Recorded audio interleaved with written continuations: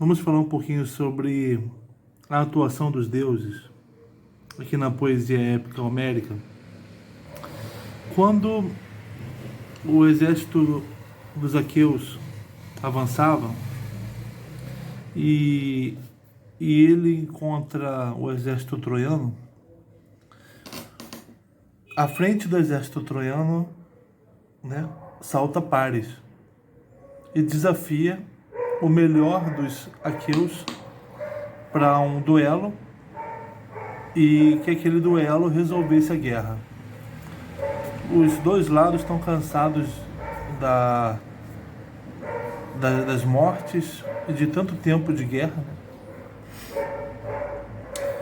Do lado dos aqueus pula à frente Menelau, que é aquele que teve a esposa roubada por Paris. Então, é lógico que deveria ser ele para lutar com Paris. E eles fazem um acordo, um juramento, chamando os mais velhos, um juramento com validade divina, de que o resultado daquele duelo resolveria a guerra. Durante a luta, o Menelau quase mata o Paris, que é salvo por Afrodite. O Menelau e os aqueus reclamam a vitória e a situação fica nesse impasse. Até que Atena, ela se faz passar por Laódoco, do lado dos troianos, que fala para Pândaro. Atena fala como se fosse Laódoco, fala para Pândaro.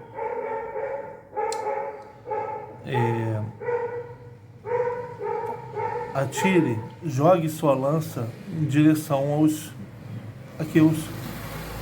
Pândaro faz, a lança atinge Menelau, o impossibilitando temporariamente para a luta, e a guerra é reiniciada. Nós podemos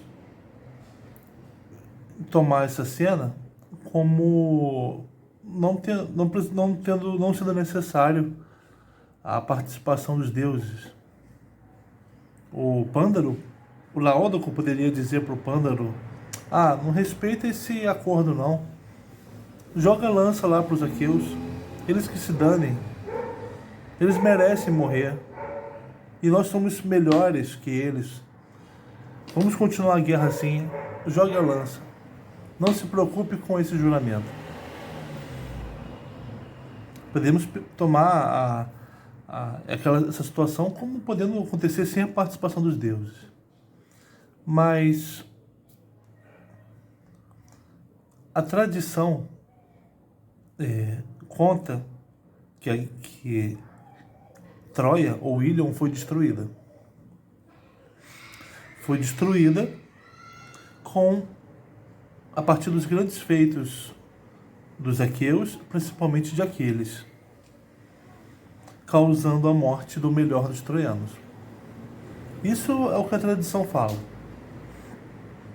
Isso é o que estava no destino de Troia e no destino dos heróis, dos homens. O destino é a Moira. Ela é uma entidade superior, inclusive a Zeus, que determina o que Zeus deve fazer. Não se esqueça de que lá no final da Ilíada, o Zeus protegia o Heitor, mas quando ele vê se aproximar o momento da luta entre ele e Aquiles, ele pesa a balança e vê que o destino do Heitor será decidido naquele momento. A balança pesa para o lado de Heitor. Então Zeus, ele mesmo protegendo o Heitor, que oferecia sacrifícios em honra a ele Tá, então é a hora do... Ele se submete à vontade da Moira, o destino. O destino, que é uma força superior, inclusive, aos deuses, ela realiza a tradição. E ela realiza na poesia aquilo que é tomado pela tradição, por aquilo que aconteceu.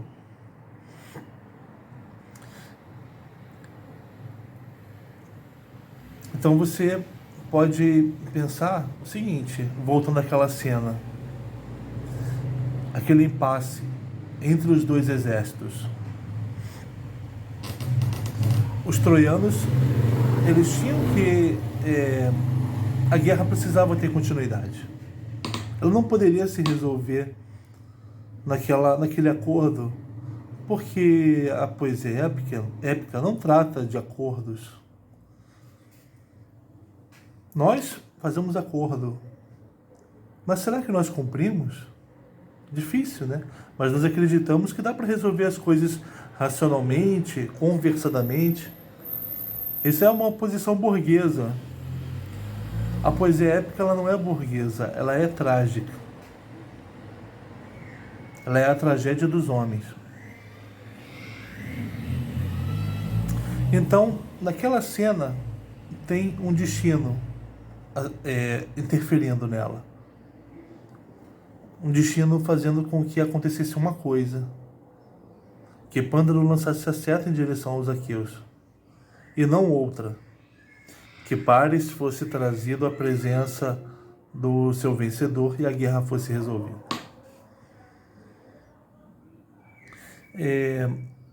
Tem essa concepção no Homero, também tem a concepção de Têmis. Têmis é a deusa que dá a ordem, é uma das esposas de Zeus, é aquela que dá a ordem para o todo, aquela que ordena o todo, aquela que, se Moira, ela é o destino que cabe a cada um, o destino adaptado a cada um, Têmis, ela é, como esposa de Zeus, ela age através de Zeus, dando a cada um a sua parte no funcionamento do todo. Então é uma concessão divina, concessão de Zeus. Não é o destino superior aos deuses agindo, mas a Têmis é uma concessão divina que segue as decisões de Zeus, e Zeus, ele decide a partir de uma racionalidade.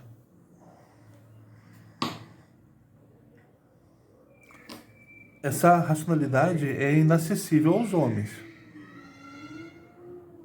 A forma como os deuses agem é inalcançável para os homens.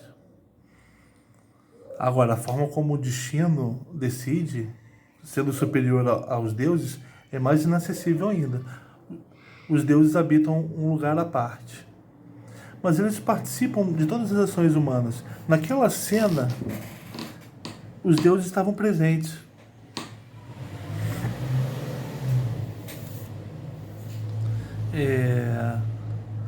Atena agiu para que o grande destino fosse levado a cabo. Atena que agiu. Poderia ser... Atena poderia ter agido por uma decisão de Zeus, particular dele, que não teria nada a ver com a Moira. Como se a Moira, então, decidisse sobre o destino da guerra e o destino dos homens. Mas o funcionamento, os episódios, o desfecho de cada episódio, decidido pelos deuses, não pela Moira. O que os homens fazem tem sempre a participação, sempre a presença dos deuses. Os deuses, eles habitam um lugar próprio. Quanto mais poderosos, menos preocupados eles são com o destino dos homens, eles são imortais. Quando eles não são poderosos, os mais poderosos, quando eles são... Os deuses, eles são como Zeus, Poseidon, eles são personas. E eles também são forças. Zeus é o deus do céu, Poseidon é o deus dos mares. Eles são forças cósmicas e também são personas que habitam o Olimpo. Agora, deuses não tão poderosos, eles são, embora persona, o aspecto mais sobressalente deles é o fato de serem forças. Escamandro é um rio. O Poseidon, quando ele se move para um lado, o mar não se move junto com ele. Agora, o escamandro, ele é o rio. Ele se move para um lado e o rio o acompanha. Mas um caso de deuses como Afrodite e Ares, como eles são menos poderosos que Zeus, Apolo, Atena, eles são deuses que estão muito próximos ao aspecto à condição deles de serem forças. Afrodite é a deusa amor. Onde Afrodite está, o amor está sendo incitado aos homens. Onde Ares está, onde há agressão, há Ares agindo.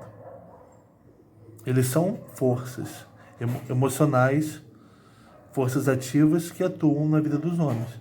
Onde há enlace entre os homens, há Afrodite. Onde há disputa entre os homens, há Ares, há Eris, que é a discórdia.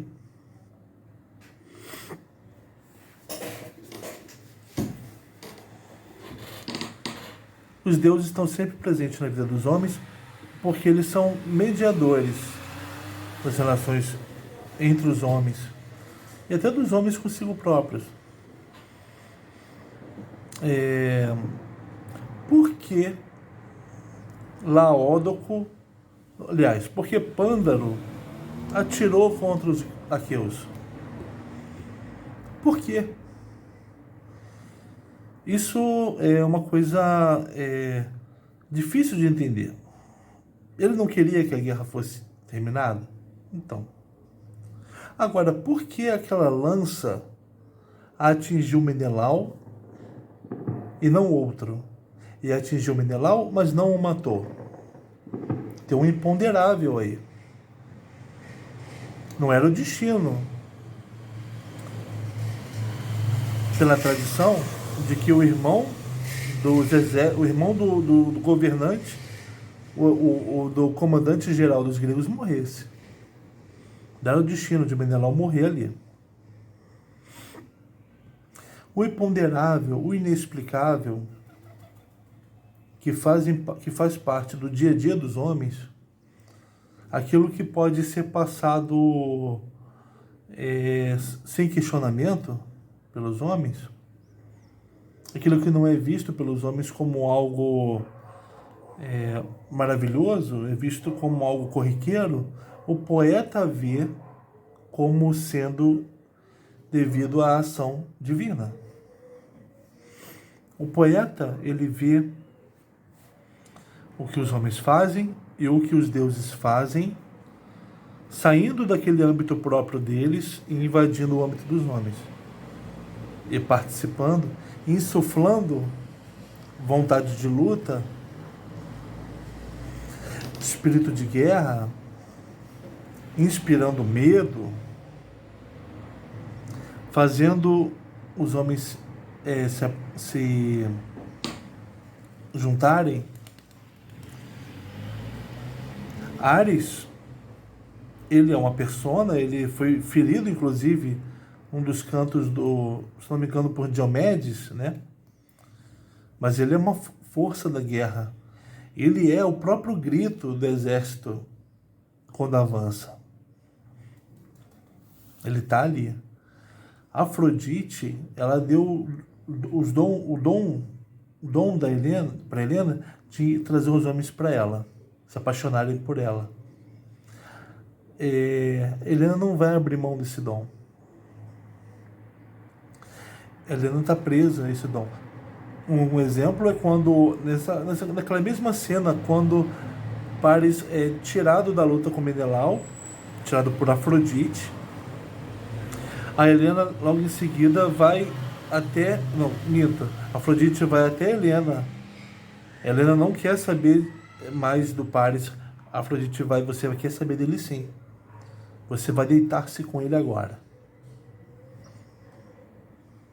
Porque Afrodite quer que Helena volte para Paris,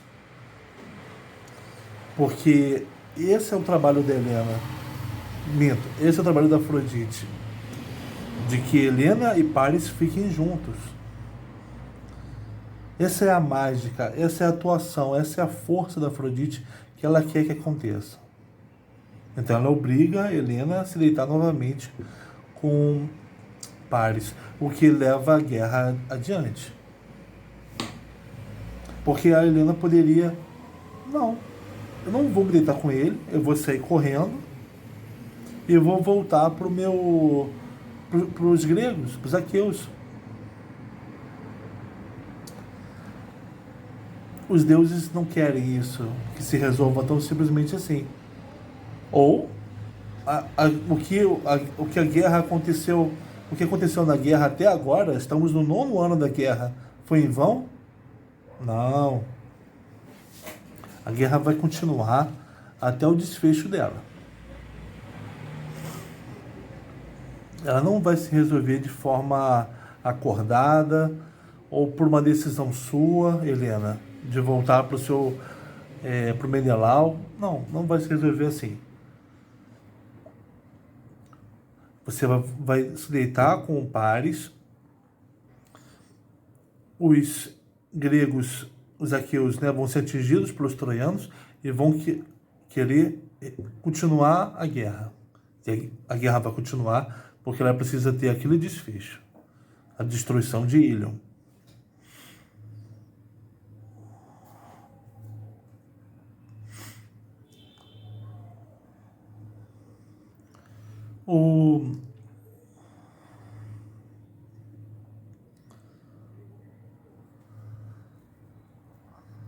Essa é a participação dos deuses na vida dos homens.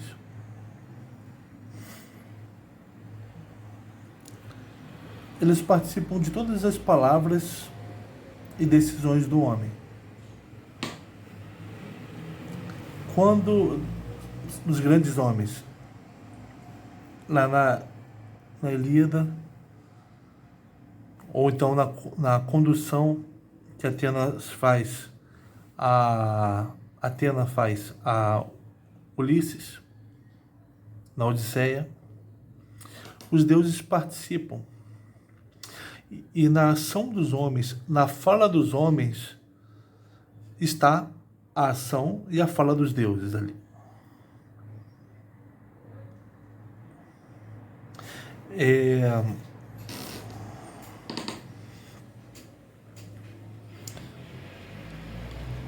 É como se naquilo que é dito pelo homem tivesse um não dizível.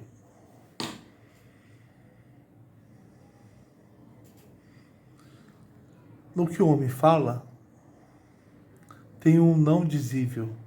Na linguagem do homem tem um não linguístico. Essa é uma tese do George Agamben, que eu vou explorar mais em vídeos mais para frente.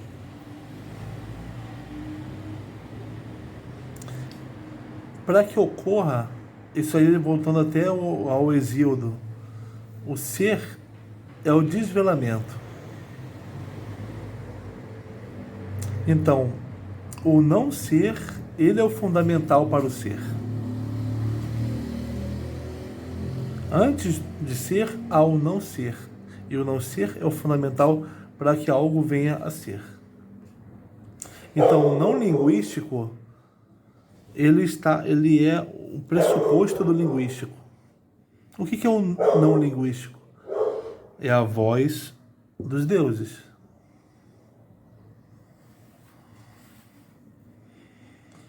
Assim como a existência humana na Ilíada, ela é curta, e para os heróis é buscar a glória através da guerra. Então ela é sofrida por ser curta e também pelo que o homem precisa fazer para buscar a eternidade, a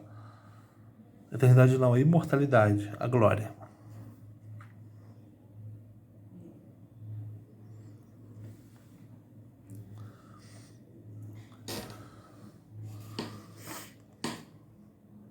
Então a poesia mostra o destino humano como sendo trágico, a existência humana como sendo voltada à guerra, voltada à busca pela glória. É esse o destino humano? É. Mas é só isso?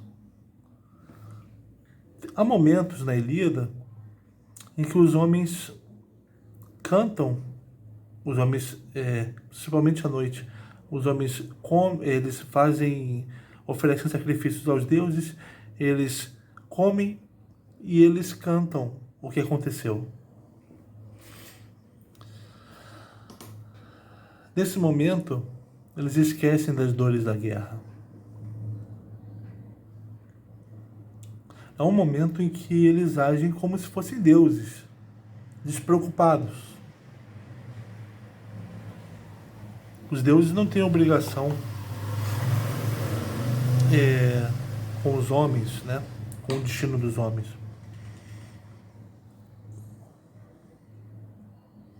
Os homens, no seu festim, eles agem como os deuses, despreocupados do próprio destino trágico deles. Eles cantam sobre eles como se não fossem eles, como se fossem personagens do canto.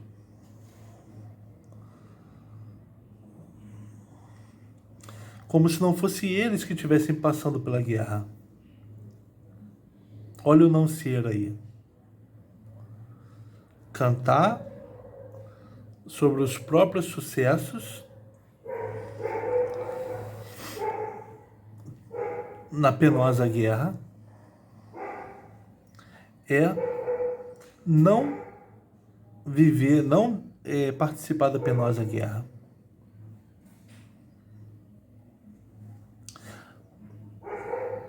Há um limite para a guerra na vida do homem. Há um momento na vida do homem em que tem a não guerra.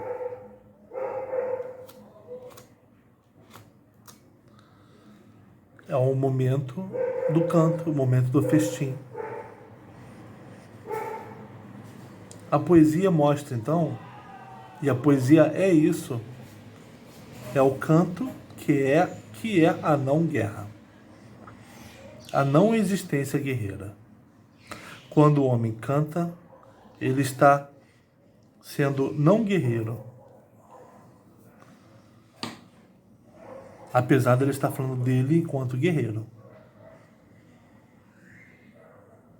E esse canto é de inspiração das musas, inspiração divina.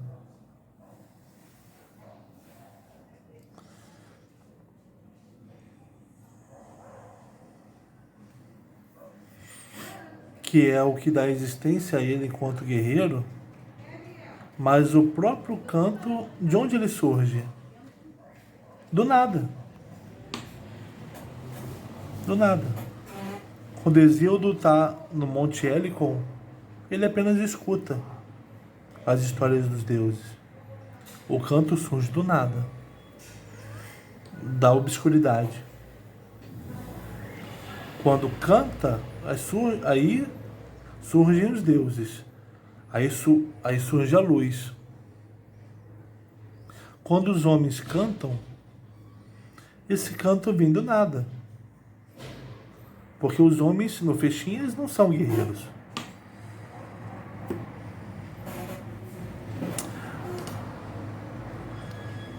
Os deuses, as musas, fazem com que os homens cantem sobre os sucessos da existência deles. E esse canto, ele vem do nada. Ele é uma inspiração que vem do nada. É inexplicável de onde vem.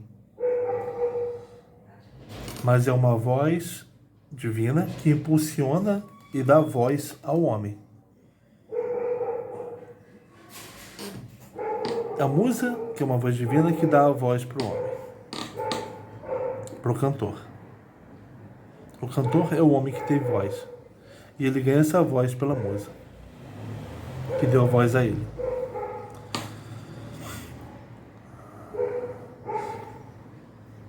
E quando o homem canta, ele está sendo não herói, não lutador.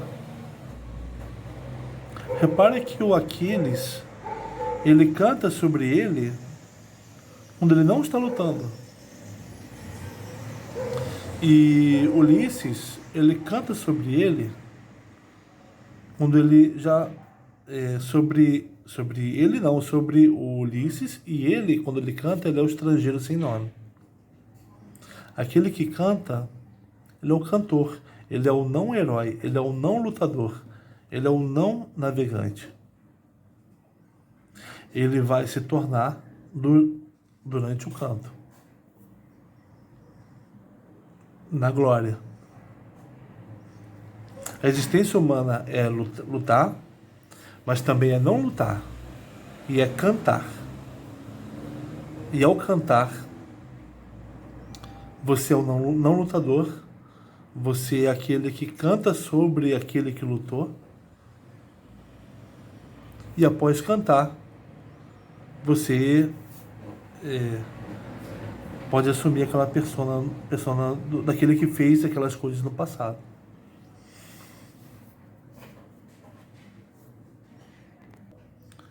Então, se os deuses se definem por não terem os limites que o homem mortal tem, eles existem para que os homens não sejam aqueles que sofrem. Existem para que eles sejam aqueles que sofrem e aqueles que não sofrem, quando eles cantam sobre os sofrimentos.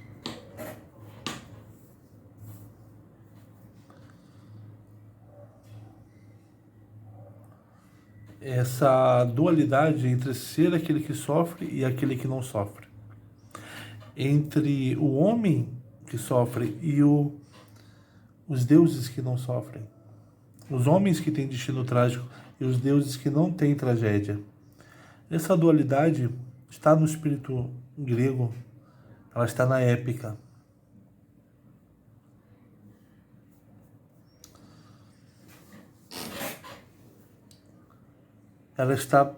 Ela é perceptível quando você vê o herói, quando você vê o cantor, que é o não herói.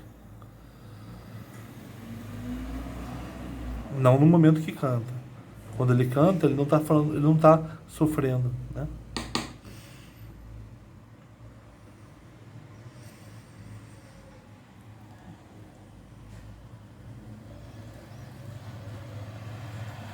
Então é isso, pessoal. Ficamos por aqui.